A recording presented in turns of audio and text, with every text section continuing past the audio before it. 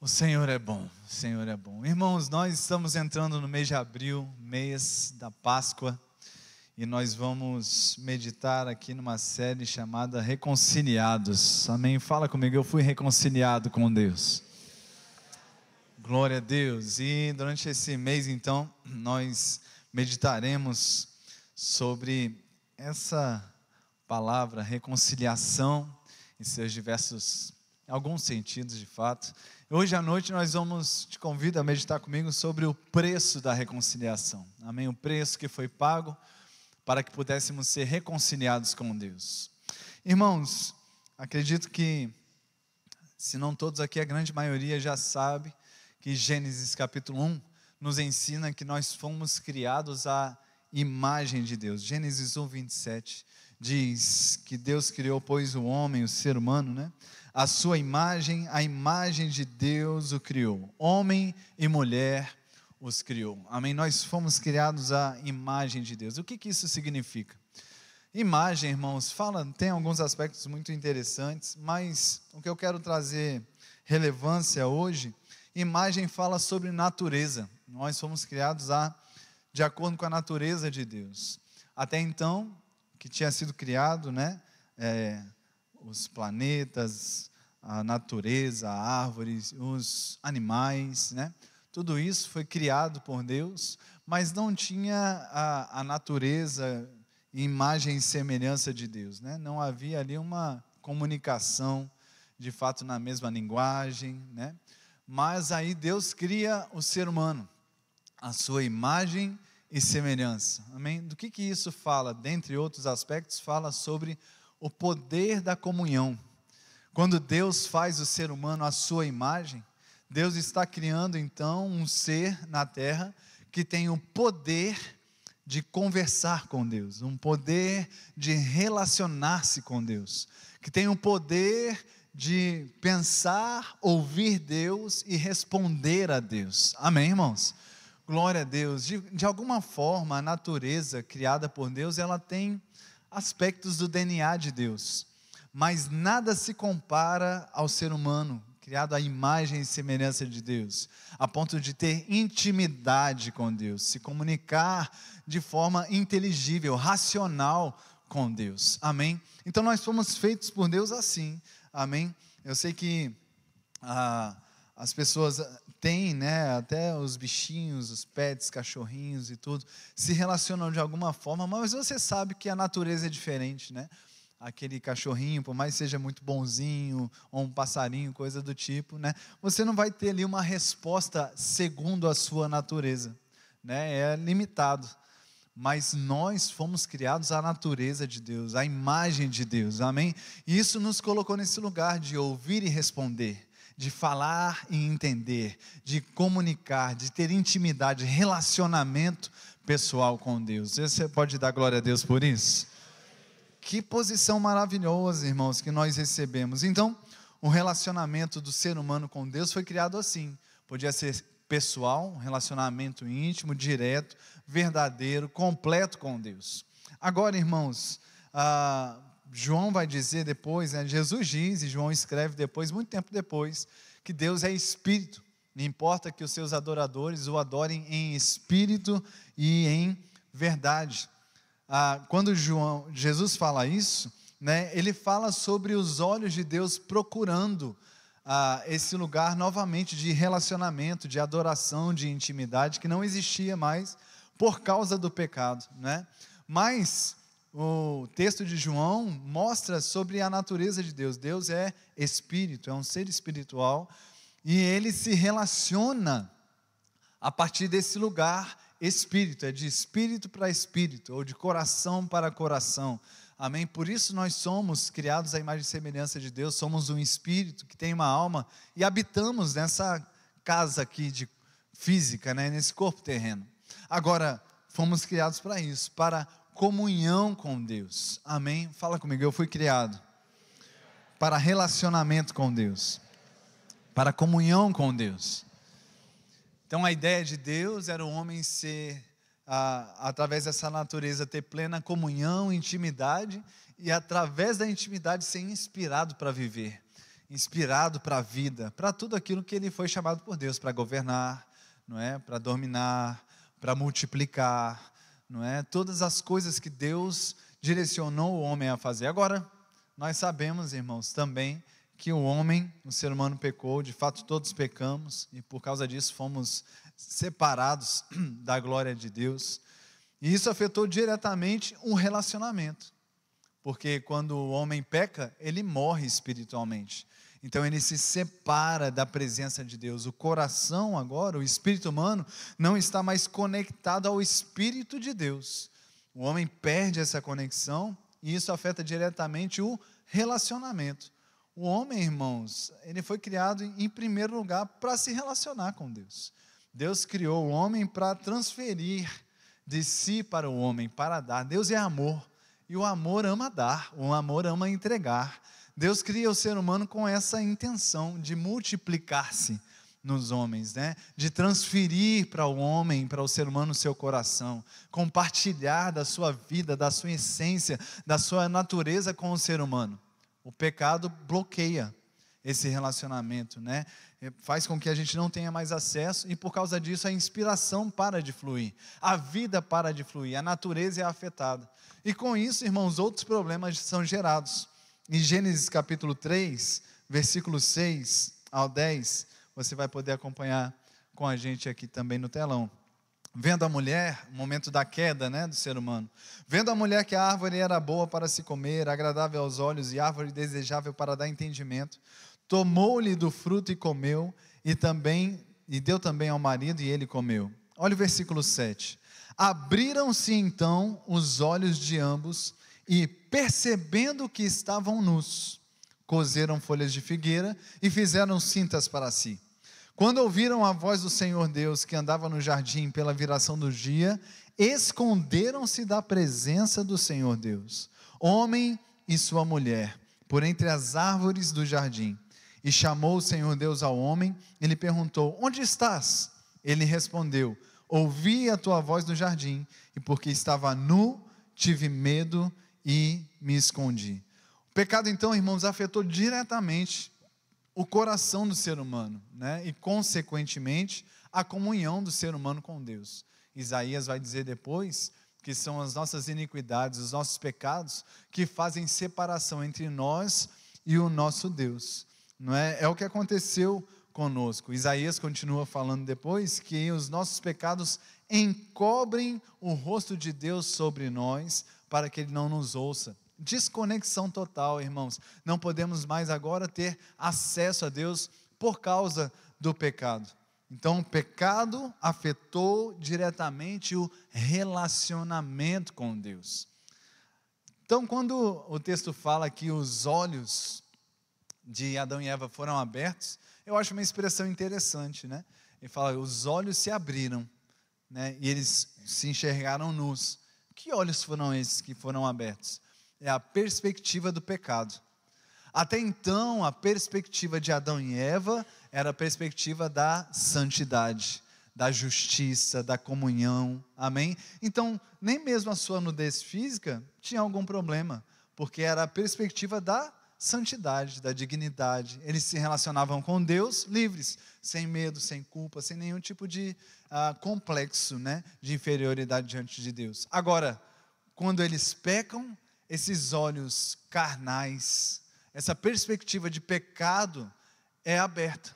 E eles passam a se ver, e isso é muito importante que eu quero ministrar para você hoje. Eles passam a se ver diferente e, consequentemente, passam a ver Deus diferente também. É isso que o pecado faz. O pecado, irmãos, ele turva, ele atrapalha a nossa imagem sobre nós, sobre Deus e sobre o próximo também, sobre as pessoas. O pecado atrapalha a nossa forma de ver a Deus, a ver a nós mesmos e as pessoas. Eles perceberam que estavam nus, eles se esconderam da presença do Senhor, eles tiveram medo. Irmãos, imagina só, um relacionamento que antes era de confiança, um relacionamento que era de liberdade, um relacionamento que era de inocência, um relacionamento que era verdadeiro, agora, por causa de um pecado, passa a ser um relacionamento com vergonha, senso de culpa, condenação, medo. O pecado fez isso com Adão e Eva, e o pecado faz isso com todo ser humano na face da terra que não tem Jesus. E os que têm Jesus sem revelação da palavra também, porque é pelo conhecimento da verdade que nós somos libertos. E é isso que o pecado faz. O pecado, então, a visão da vida, tanto o relacionamento com Deus, quanto o relacionamento conosco e com o próximo, a partir da perspectiva do pecado, ela gera vergonha. Você fica com vergonha. E vergonha gera o quê, irmãos? Pensa comigo um pouco. O que uma pessoa que está debaixo do senso de vergonha, o que ela gera? Que tipo de atitude ela tem? Ela tem um senso de indignidade, ela não se torna digna, não se torna merecedora, ela tem muitas vezes rejeição, se sente rejeitada, né, porque se vê inferior, né, e isso faz com que as pessoas tenham a tendência de criar máscaras para se esconder. Uma pessoa que tem vergonha, ela vai ter a tendência de criar um personagem, se esconder atrás de alguma coisa, né? Isso é o pecado que promove. O pecado gera esse tipo de ação, hipocrisia, né? Você se fantasiar atrás de uma coisa porque você tem vergonha da essência, da verdade da sua vida. A vergonha pode gerar uma autoexigência excessiva, né? Ela pode gerar uma autossabotagem. A pessoa, por estar aprisionada à vergonha e se sentir indigna, ela começa a se cobrar excessivamente e desequilibrar sobre isso, e também em relação aos outros, cobrar demais as outras pessoas, né? Exigir de outras pessoas algo desequilibrado. Isso é o pecado que causou, irmãos, na vida do ser humano. Outra coisa, a culpa. Culpa gera o quê? Culpa gera timidez. Uma pessoa que se vê culpada, ela não vai conseguir ser ousada, ela vai ficar aprisionada à timidez, não é? Ela perde a ousadia, ela tem a tendência a se isolar, a não se relacionar com outras pessoas, porque ela se vê culpada. Pode desenvolver junto com isso amargura, né? Ou até aquela questão relacionada a acusações. Lembra de Adão? Quando Deus vai questionar Adão, Adão fala, a mulher que tu me deste, né? Adão acusa Deus por causa desse senso de culpa. Eu estou culpado, mas é culpa de alguém. Tem alguém tem a ver com isso, né? Isso é o pecado que gera no coração do ser humano. Outra coisa que o pecado promove é medo, né? E o medo gera expectativa do mal. Medo é a expectativa do pior, ou seja, o medo turva os nossos olhos sobre o nosso futuro, afeta a nossa vida de fé, afeta o nosso olhar a respeito do que tem para frente. O medo também gera falta de transparência, porque você fica com seus olhos turvados e te leva a se esconder também, né? Quem tem medo se esconde, né? Não se apresenta, fica escondido, fica camuflado, não se expõe tanto. E eu quero te lembrar, mais uma vez, foi o pecado que gerou esse tipo de comportamento, tanto em relação a Deus, quanto em relação à nossa própria vida, quanto em relação ao nosso relacionamento com o próximo, amém? Mas, irmãos, o plano de Deus era reconciliação. Então, quando a gente fala sobre reconciliados, sobre reconciliação, nós estamos falando sobre o plano de Deus para acabar com essa mazela, para acabar com isso. E eu quero te mostrar hoje à noite, irmãos, que todos esses sentimentos, ou essa perspectiva do pecado, e aquilo que o pecado gera, foram assumidos por Jesus na cruz do Calvário. Jesus assumiu esse lugar por nós, amém, irmãos?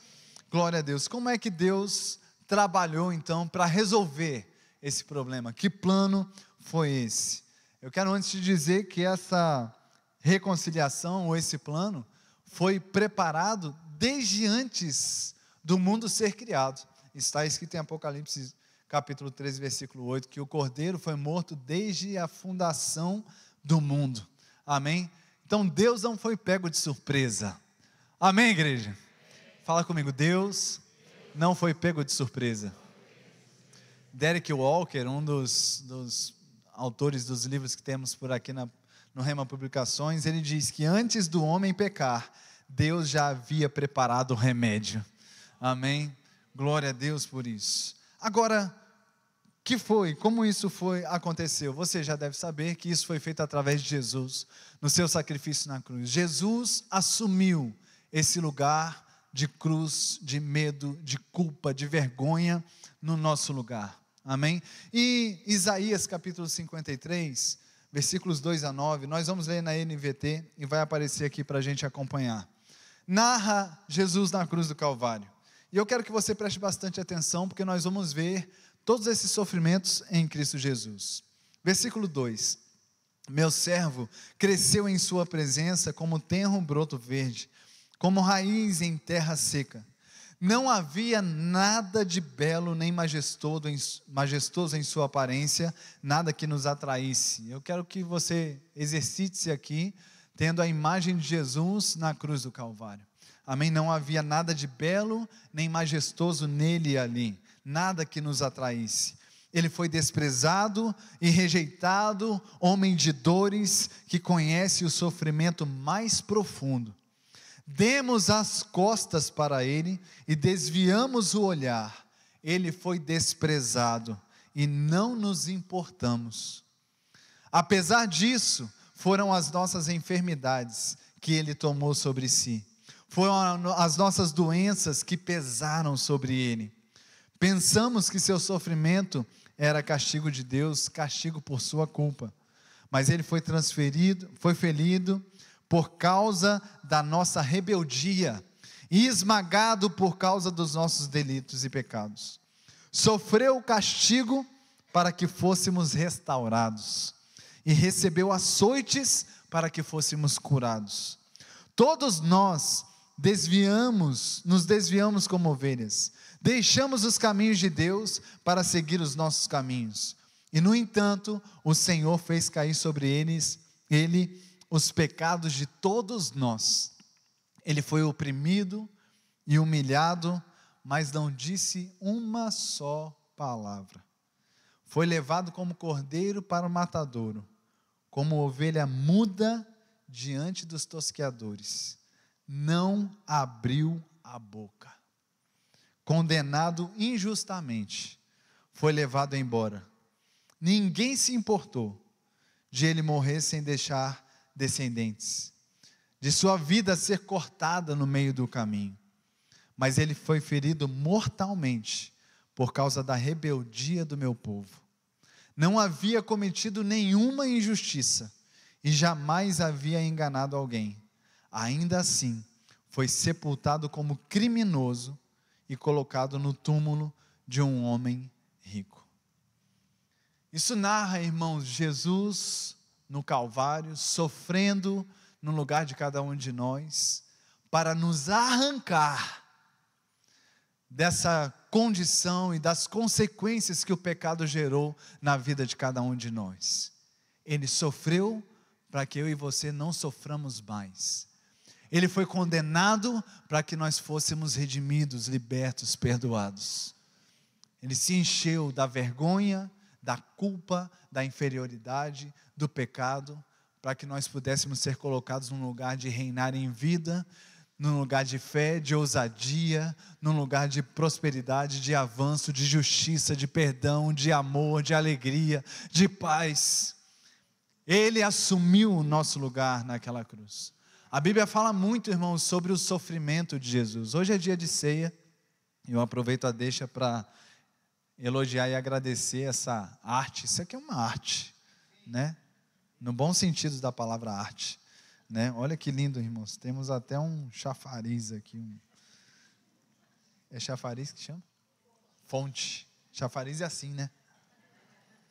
Quase. É uma fonte a jorrar para a vida eterna. Glória a Deus. Deus é bom. Te amamos, viu, Júlio e Josi? Vocês são muito preciosos. Isso aqui, irmãos, é amor em manifestação, né? Para celebrarmos a nossa aliança com Jesus, coisa maravilhosa. Mas sabe, irmãos, nós vamos celebrar a ceia hoje, e a ceia, ela aponta, né, para o sacrifício de Jesus, o seu corpo moído, o seu sangue derramado. Logo mais nós vamos participar do pão, do cálice, né? E hoje nós vamos meditar, já estamos meditando sobre o sofrimento de Jesus na cruz do Calvário. Quando nós participamos do pão e do cálice, nós estamos participando de algo que mostra, que nos leva aquilo que Jesus fez por nós na cruz, o seu sangue derramado, o seu corpo moído. Mas antes mesmo da cruz, o sofrimento começou. Quando Jesus estava no jardim de Getsêmani, a Bíblia vai falar que ele sofreu de forma tamanha que ele chegou ao ponto de suar sangue. Eu vou trazer aqui hoje alguns sofrimentos de Jesus. Algumas coisas que a Bíblia mostrou que ele passou. Amém?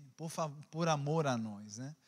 A primeira situação ali no Getsêmani, né, uma condição médica chamada hematidrose, que é causada por um estresse absurdo, um nível de estresse extremo, né?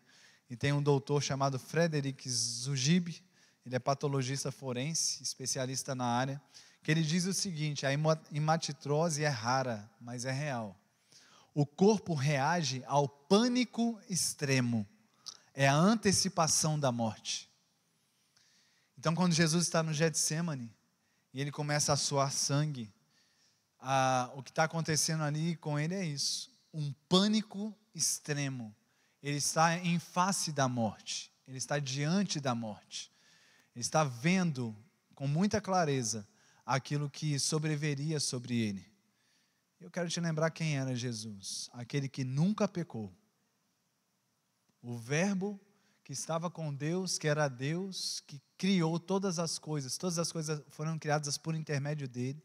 Sem ele, nada do que foi feito se fez, mas que virou gente, e agora estava num jardim, intercedendo por nós, diante da morte, faceando a morte, a ponto de ele sofrer de uma forma extrema, essa agonia da morte. Depois disso, ele é traído por Judas, ele se apresenta, se entrega para sofrer no nosso lugar, e a Bíblia vai dizer que ele foi açoitado. Esse açoite, né? Esse castigo, né? Essas chibatadas que Jesus sofreu, elas foram feitas através de um processo, né? de um chicote romano, que era chamado de flagrum. Era um chicote com tiras de couro, com pedaços de metal, de osso e vidros. Eles iam amarrando nesse chicote, que pudesse machucar. Então, metal, pedaços de ossos finos, vidros, eles agarravam nas tiras desses chicotes, para que pudesse machucar profundamente aquele que seria açoitado. Também, segundo estudos, né, ele causava lacerações profundas, ele chegava a expor músculos e órgãos. Não era uma chicotada superficial, ela arrancava a pele da pessoa, a ponto de expor seus ossos, expor órgãos interiores. William Edwards diz: a perda de sangue e trauma causados pelos açoites romanos tornavam o condenado muitas vezes incapaz de chegar à cruz vivo. Era tão absurdo, tão extremo, que nem sempre as pessoas conseguiam chegar à cruz, porque o açoite já assassinava as pessoas. Jesus sofreu isso no nosso lugar. A Bíblia fala também sobre a coroa de espinhos, que foi colocada sobre Jesus. Uma árvore que gerava espinhos em torno de 10 centímetros, que tinham poder de penetrar profundamente a cabeça, o crânio da pessoa, gerando dor intensa, hemorragia. Ele foi coroado dessa forma. Ainda, irmãos, além disso tudo, ele precisou carregar a parte superior da cruz. A cruz, segundo estudos, não era carregada inteira, né? O X da cruz, né? Era apenas a parte superior, aquela que encaixava por cima. A parte vertical ficava no lugar e o crucificado levava a parte superior. Só essa parte superior, segundo estudos, pesava aproximadamente 40 quilos. Ou seja, depois do sofrimento, da agonia do Getsêmani, depois dos açoites, depois de ser coroado com coroas de espinhos, agora ele tem sobre si um peso de aproximadamente 40 quilos para ser carregado por uma longa caminhada, né? A ponto de uma pessoa teve que se levantar para ajudar Jesus, porque ele já não tinha forças para carregar aquele peso. Quando ele chega à cruz, ele é pendurado naquela cruz, com cravos, com pregos grandes, tinham de 13 a 18 centímetros, era algo enorme, e seus pés foram perfurados, de fato na região dos tornozelos, suas mãos na região do pulso, perfuradas de um lado e de outro, e ele sofre mais uma vez também essa dor. É uma região cheia, são regiões, né? Cheias de nervos, tendões, que geram, a gente bate o cotovelo num cantinho do negócio, parece que já deu, né? A gente vai para a glória. Imagina o sofrimento de Jesus sendo perfurado, né? Nessas regiões. É uma dor insuportável, né? A Dr. Truman Davis tem largos estudos na internet, médicos explicando o que envolveu o sofrimento de Jesus, naturalmente falando. Esse doutor fala que a dor nos pulsos era como um choque elétrico violento e constante. Era você tomar choque sem parar, durante horas. E ainda, irmãos, na cruz, era um lugar de uma asfixia progressiva. Jesus já não tinha força, e a posição da cruz o colocava numa situação que ele não conseguia respirar. Então, juntando tudo isso, ele tinha que se esforçar, né, sobre os seus pés para levantar, para conseguir respirar. Então descia novamente, e os pregos pesavam novamente, e sofria dor novamente. Era dor atrás de dor. Os historiadores falam que essa morte da cruz era uma morte lenta, agonizante, e era uma humilhação pública, né? A cruz foi desenhada para prolongar a dor ao máximo. Era um objeto de tortura, não apenas para morrer. Para morrer tinha outras formas mais rápidas, né? Mas era um objeto para torturar o crucificado. Jesus sofreu todas essas coisas, mas a Bíblia fala de um outro sofrimento que é ainda maior do que o sofrimento físico. Em Mateus capítulo 27, versículos 45 e 46, diz que desde a hora sexta até a hora nona houve trevas sobre toda a terra. Por volta da hora nona clamou Jesus em alta voz dizendo: Eli, Eli, lama sabachthani, o que quer dizer: Deus meu, por que me desamparastes? Por que você me abandonou?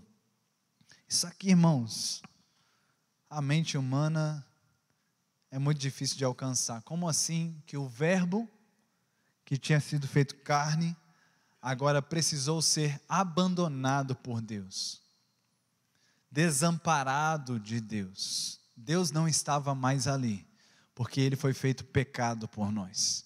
Deus não estava mais ali, porque Ele assumiu medo, culpa, dor, inferioridade. O castigo que nos traz a paz estava sobre Ele. Deus não estava mais ali presente. Ali se cumpre o que Paulo diz em 2 Coríntios 5, 21. Aquele que não conheceu o pecado, Deus o fez pecado por nós. Deus o fez pecado naquele lugar. Jesus se fez maldito no nosso lugar. Bom, irmãos, esse tipo de cenário, né, de informações, promovem para a gente esclarecimento sobre o tamanho da dor física, emocional e também espiritual, o desamparo que Jesus sofreu na presença de Deus na cruz. Agora, quando Deus desampara, se afasta, se separa de Jesus na cruz, Jesus está ali sofrendo exatamente aquilo que o homem sofreu quando pecou. Separação de Adão no seu pecado, e a separação que cada um de nós sofremos quando pecamos. Fomos separados da comunhão, do relacionamento, da intimidade, da fonte, da inspiração de Deus. Agora Jesus é quem está passando isso na cruz do Calvário. Ele que está assumindo esse lugar. E a questão para hoje à noite é: por que isso? Por que Jesus fez tudo isso por nós sendo nós ainda pecadores.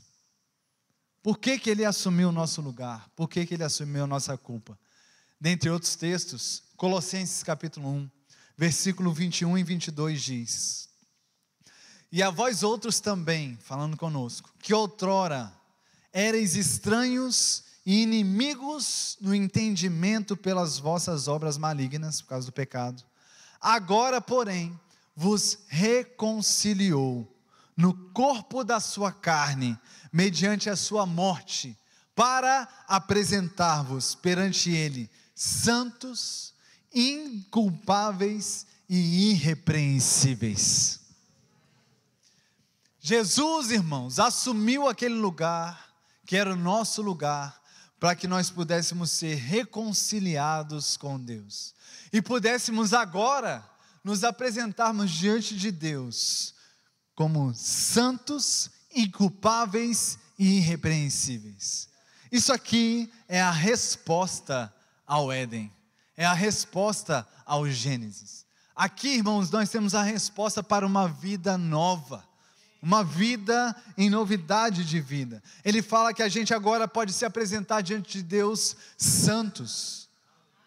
A Bíblia fala, irmãos, profetizada, a Bíblia profecia que nós receberíamos vestes de salvação, manto de justiça. Nós não estamos mais nus, nós estamos vestidos com vestes de salvação.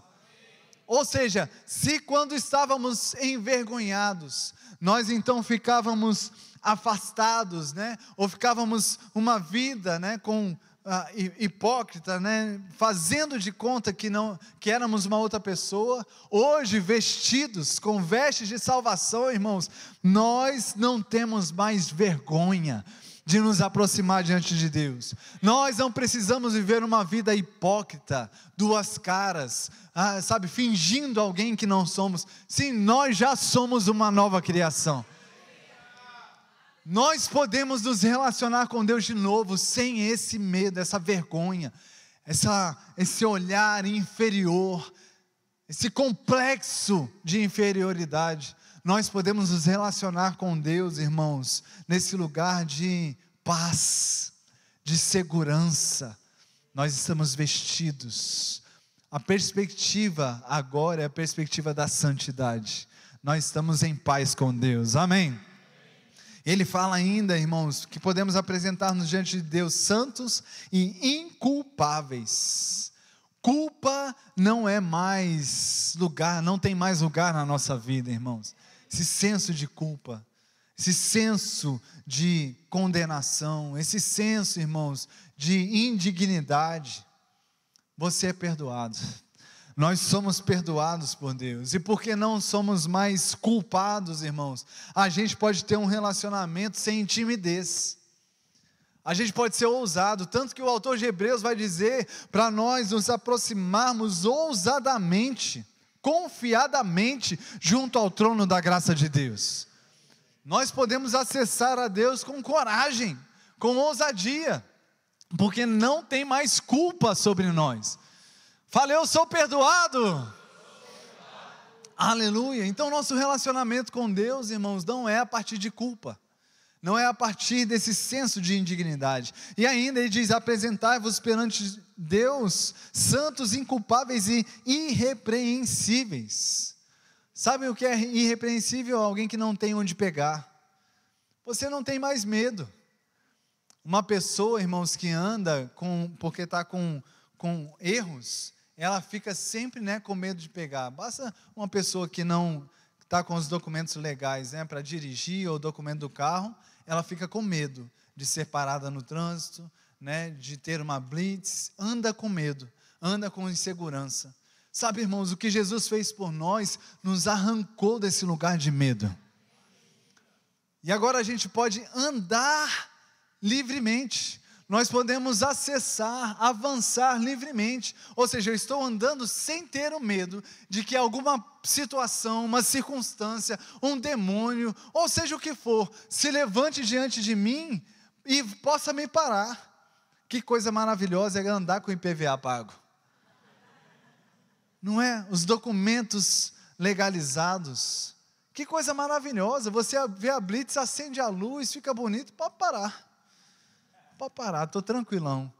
E aí, sua documentação, sem problema, cheio de ousadia, cheio de autoridade. Documento do carro, pois não, sem nenhum problema, irmãos, amém? Que coisa maravilhosa. E esse é o diagnóstico espiritual, irmãos, sobre as nossas vidas por causa de Jesus.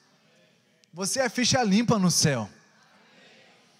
Pode ter blitz do inferno, pode ser blitz do sei o que lá, você vai passar tranquilão, vai assim, aqui a carteira, estou liberado, eu sou perdoado, eu estou em paz e vou passar. Isso fala sobre ousadia, irmãos, o poder do nome de Jesus, para nenhuma porta do inferno paralisar você, porque as blitz do inferno vão acontecer diante de nós, vão querer paralisar a gente, mas tem uma carteira poderosa no seu bolso, no seu coração, na sua boca, o nome de Jesus dizendo, ei, pode me deixar passar, porque eu estou livre, isso aqui não vai parar minha vida, não vai parar minha caminhada, não vai parar minha carreira, Jesus me libertou, aleluia, glória a Deus. Essa é a realidade que a gente tem hoje. Outra coisa, irrepreensível, a pessoa, irmãos, que está com culpa, ela tem expectativa do erro, do mal, do pior no seu futuro. Agora, uma pessoa irrepreensível, irmãos, ela tem expectativa do melhor sobre o seu futuro. Ela olha para o futuro e se alegra. Ela olha para o futuro e vê Deus ali esperando. Ela vê milagres agendados. Amém, irmãos? Glória a Deus, a nossa expectativa, irmãos, agora é a melhor, é da eternidade, o melhor de Deus alcançando a vida de cada um de nós. Agora, eu falei sobre nosso relacionamento com Deus, mas isso também, irmãos, é sobre nosso relacionamento conosco, e sobre nosso relacionamento uns com os outros. Esses complexos afetaram o nosso relacionamento com Deus, né? A culpa, a vergonha, o medo, tudo isso afetou o nosso relacionamento com Deus, mas vimos aqui que Jesus nos perdoou, Jesus nos libertou, amém? Jesus manifestou paz e está tudo bem com Deus. Agora, o fato de estar bem com Deus tem que se manifestar para você ficar bem consigo, e você bem consigo e com Deus, você fica bem com as pessoas também. Tem muita gente, irmãos, machucada e machucando, porque se relacionamenta a partir desse senso de condenação. Como se ainda estivesse condenado, como se ainda estivesse do lado de cá, como se Jesus não tivesse ido para a cruz, e as pessoas se relacionam consigo e com os outros com medo, com senso de culpa, de inferioridade, e sempre tem um pé atrás, sempre está com a situação, com medo de se relacionar, medo de se abrir, medo de avançar, medo de prosperar com relacionamento com as outras pessoas, sempre achando que a outra pessoa vai fazer alguma coisa contra si, sempre achando que as pessoas estão manipulando alguma coisa contra ela.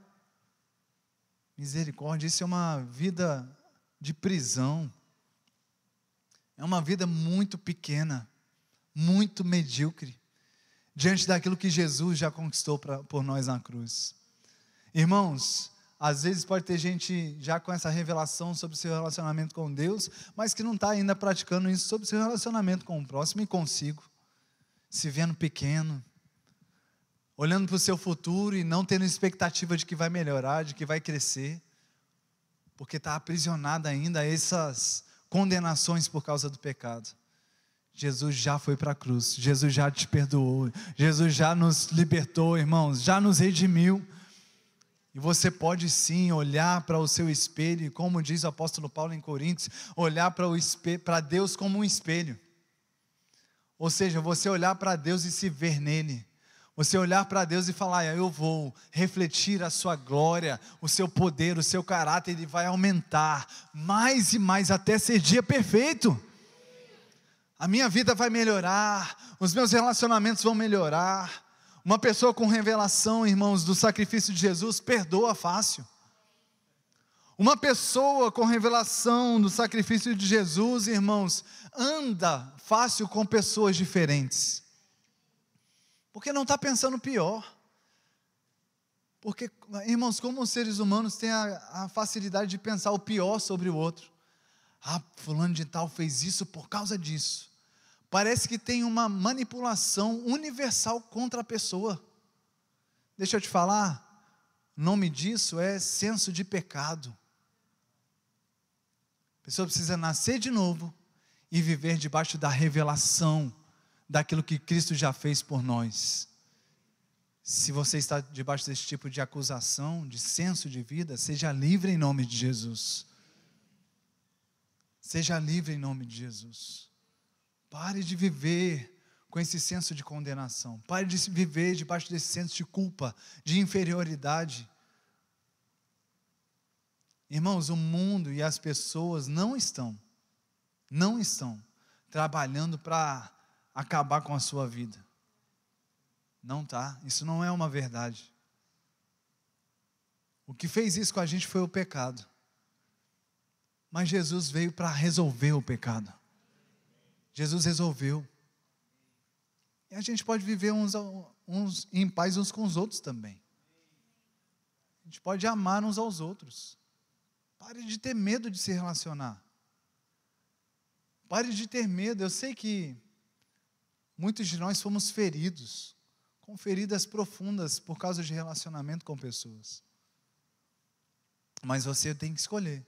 Ou você fica debaixo desse poder do ferimento, ou você fica debaixo do poder do amor de Deus. Liberando perdão, andando mais 1 milha, 2 milhas, acreditando novamente e seguindo em frente. Foi para a liberdade que Cristo nos libertou. Amém. Aleluia, aleluia. Não vale a pena viver essa vida aqui, irmãos, sem ter um relacionamento com Deus e com as pessoas saudável, pleno, abundante.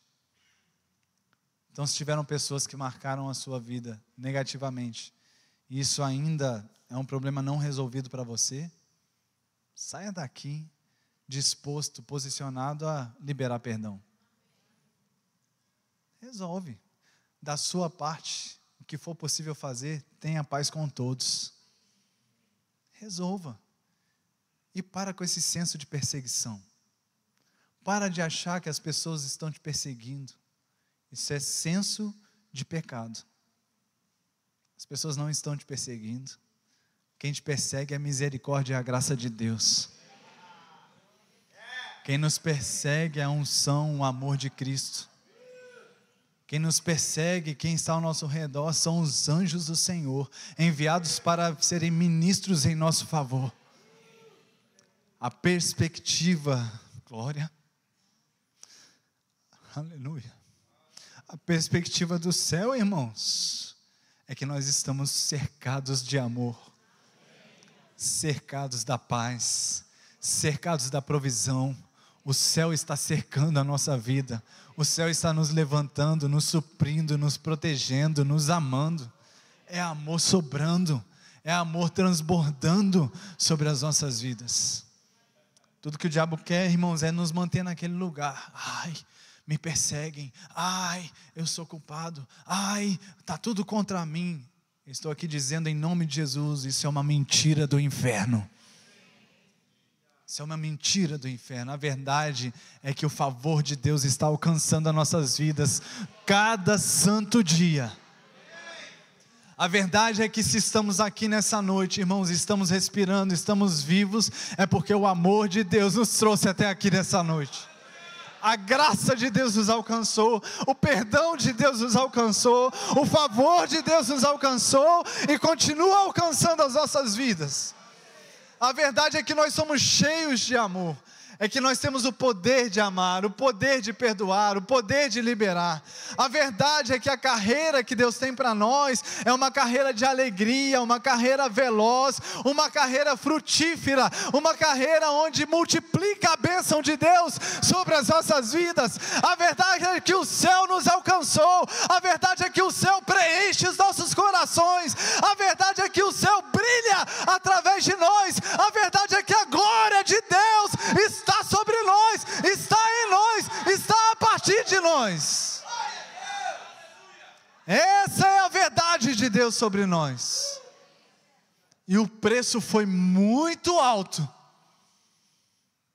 Foi físico, foi emocional, foi espiritual, na cruz do Calvário foi muito alto, para que nós, como crentes, ainda aceitemos viver uma vida medíocre.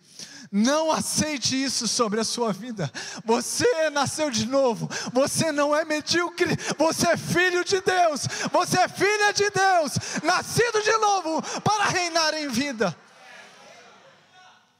É uma nova história, é uma nova realidade para você.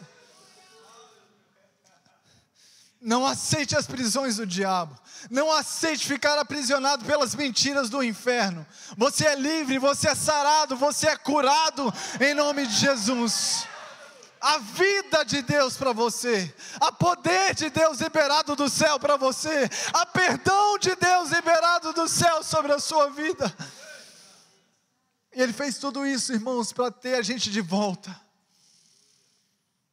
Jesus foi para a cruz para nos reconciliar com o Pai, para nos trazer de volta a paz no nosso relacionamento com o Pai. E agora a gente pode, irmãos, a gente pode acessar a presença de Deus, sem sentimento de medo, culpa, inferioridade, complexos que nos diminuem. É como se o pecado nunca tivesse existido na nossa vida. Nós somos justiça de Deus, irmãos. Nós podemos acessar a sala do trono, que estava impedida por causa do pecado, mas a palavra de Deus diz, irmãos, que o véu foi rasgado de alto a baixo. Deus abriu o acesso, com o seu poder, com a sua graça, com o seu favor, com o seu amor. Deus abriu e disse, vem filho, volta. Vem filho, entra, vem filho, usufrui da minha presença, usufrui da minha graça, usufrui do meu amor sobre a sua vida.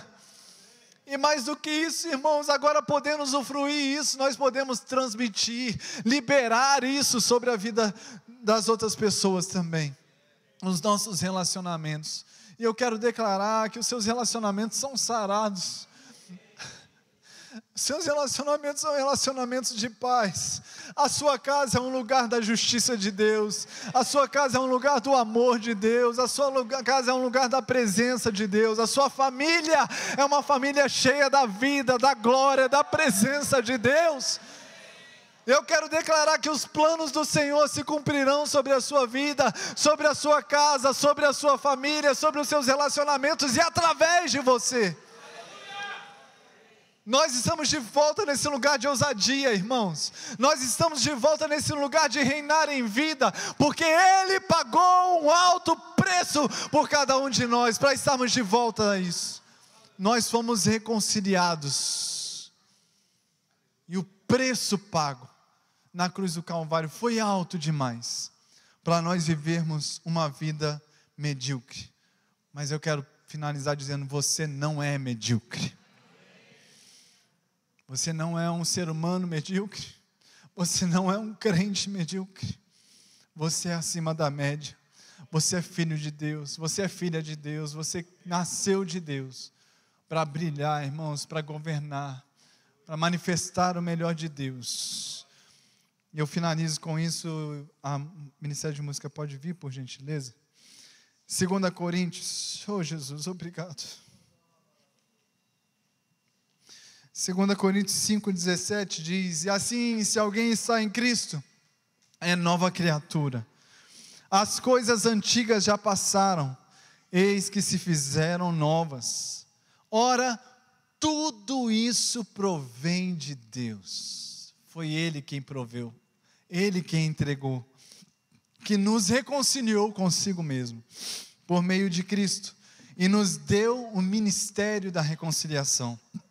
A saber, que Deus estava em Cristo, reconciliando consigo o mundo. Deus estava em Cristo, reconciliando consigo Paulinho.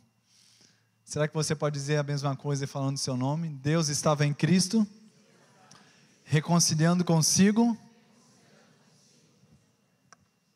Aleluia, glória a Deus. Não levando em conta, não acreditando os pecados dos seres humanos e nos confiando a palavra da reconciliação.